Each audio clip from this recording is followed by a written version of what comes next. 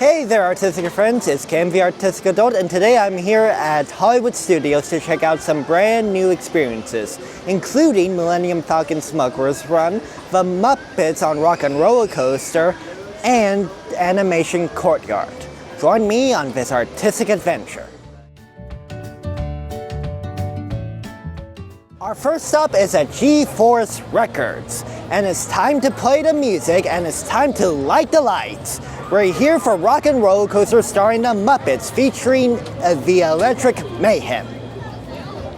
Now, something I do want to point out is Rock and Roller Coaster starring the Muppets is basically the same ride as Aerosmith. It just has a new Muppet coat of paint on it. But the pre-show, the queue, the load area, and the unload area all have such amazing details to them that it feels so well loved and so well done that, yeah, the ride is the same, but it's such a great experience anyway. Something to keep in mind is the background music.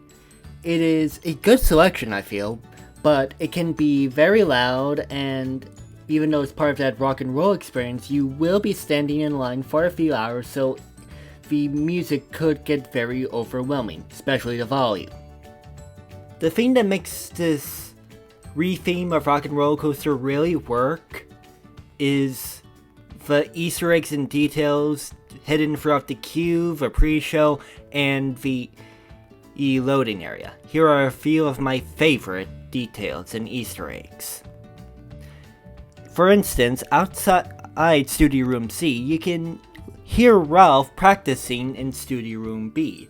And another fun detail is that Ralph actually plays country, which is oddly fitting for him. A very sweet detail I found is on Kermit the Frog's Swamp Sounds album. On it, you can find a list of tracks, and one of them is for a song called Tough Pig.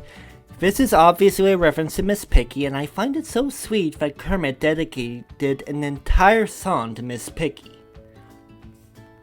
Now, a few Easter eggs you might spot in the pre-show. You might find the black Les Paul behind Scooter, which was Joe Perry's guitar from the original Rock and Roller Coaster. You will hear Kermit say that you got a minute and a half to get to the pre-show, which is a reference to Muppet Vision 3D.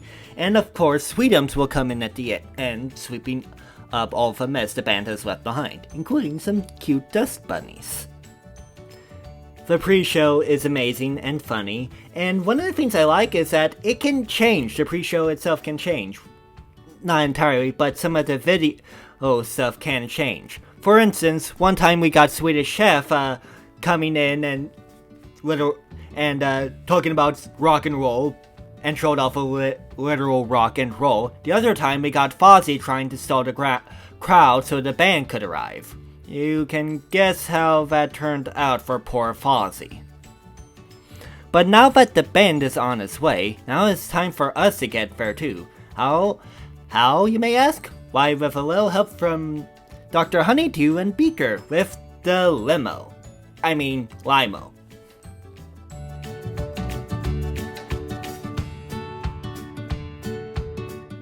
Exiting the studio, where you'll pass by a photo of Ken Marino, another reference to Aerosmith, and some outfits of the band, you enter into the back alley, and oh my god, there are so many Easter eggs here.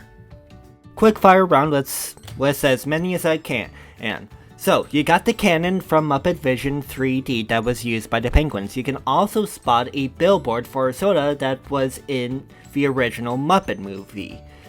Other Easter eggs include a lot of Gonzo stuff, which includes his hat from Muppet Christmas Carol, his head from the Muppet movie, and a really fun Easter egg across the street next to the club is the Squeakeasy for the Muppet Rats. Is another reference that I'm not 90% sure is legit, and that's Kermit's bike from the Muppet movie. You can also spot a reference to Muppet Vision 3D. If you look at Gonzo's stunt door, you can find a note that says under the mat is a key. This is a reference to the security mat key that was in the lobby of Muppet Vision. As you wait to board the Limo, you can spot a very cool Easter egg on the blackboard. On it are notes to the original Muppet Show theme song, you know, da da da da da da da. You can also spot the car used in Muppets Most Wanted and the Muppet Mobile Labs cart, so very cool. The ride itself has a lot of Easter eggs, but I could not get any footage inside, and I'll let you discover those for yourself. But at the end, you find everyone's favorite King Tinkerus duo, Statler and Waldorf, still heckling and still teasing everyone who comes across them, including you! Some of their heckles come straight from Muppet Vision 3D, and I couldn't be happier for it. Look behind you as you exit, you'll find the Jim Henson Muppet Sona from Muppet Vision 3D, and that's such a sweet tribute. I'm glad they preserved that little Easter egg. Now, you might be a little peckish after rockin' with the Electric Mayhem. Fortunately, Food by Swedish Chef is here to sate any cravings you might have. And fortunately for us, the Swedish Chef has been banned by Kermit from preparing any of our food. Now, the food itself was okay, but the real hit of the stand were the drinks. I would recommend the Pink Lemonade. Its texture is a much smoother mouthfeel than the Swamp Water, but the Swamp Water is very good as well. Heading to a galaxy far, far away, we are at Millennium Falcon Smuggler's Run for the brand new mission starring the Mandalorian and Grogu. The engineer role, which is the role I played both times I went on, has undergone a massive overhaul. You still repair the ship, but you also pick where you're going and pick up any loose cargo your targets might drop. It is very intense and you have much more to do. You will also get to ride this ride multiple times in order to get to each new destination, which I find amazing because after the first time you just like, okay, I'm doing the same thing and I'm trying to get a better score. They also worked in the original score from Star Wars using John Williams' music, and I love that. I love that they included the original music for this attraction. Now, there's a fun little Easter egg that will happen if you damage the Falcon enough. When you return, you might hear this. Oh no! What did you do to my ship?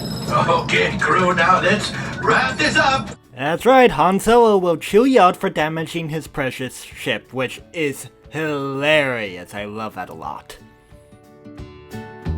Now, the last area we are visiting is the Walt Disney Studios area. And this is my new favorite quiet spot at Disney's Hollywood Studios. It is such a bright, cheerful place, and even though the animation studios itself is not open yet, the courtyard is beautiful, and because there's not many attractions here, it does not have a lot of visitors. And I would use this until it opens as a way to, in the middle of the day when the crowds are getting massive, I would use this as a place to get away. Now, as someone who has actually been to the Burbank lot, this is actually very accurate to how it looks in real life. Everything from the hat to Pluto's Corner, it has been recreated one-to-one. It is beautiful. Now, a very cool detail I want to mention that you are allowed to go inside, and when you do, you will see a mural of their most popular Disney movies, and if you look from right to left, you will notice it's a timeline of their movies from their first to their latest. It's very well done and a very cool detail to see. Now, there is a detail that the Imagineers got wrong. By the studio store, you will notice that they have their own version of the Hollywood Walk of Fame, with each of their famous characters each leaving their handprints inside the cement. If you notice Cinderella's handprints, you will notice if you are true Disney fan, you will notice her shoe is on the wrong foot. Instead of it being on the right foot, it's on the left foot. So that made me go, whoops. Now, a fun little activity you can do that doesn't require any screens or anything is spot the Disney character. There are a ton hiding throughout Disney Studios, and if you have a keen eye, you will spot all of them. There are quite a few, so happy hunting. And that brings us to a close. I realize that 2 out of 3 of these experiences are very loud, but with proper preparation, I feel like you can tackle these experiences and enjoy them properly. Thanks for coming, Artistic friends. Please like and subscribe if you love this video, and I'll see you on the next adventure.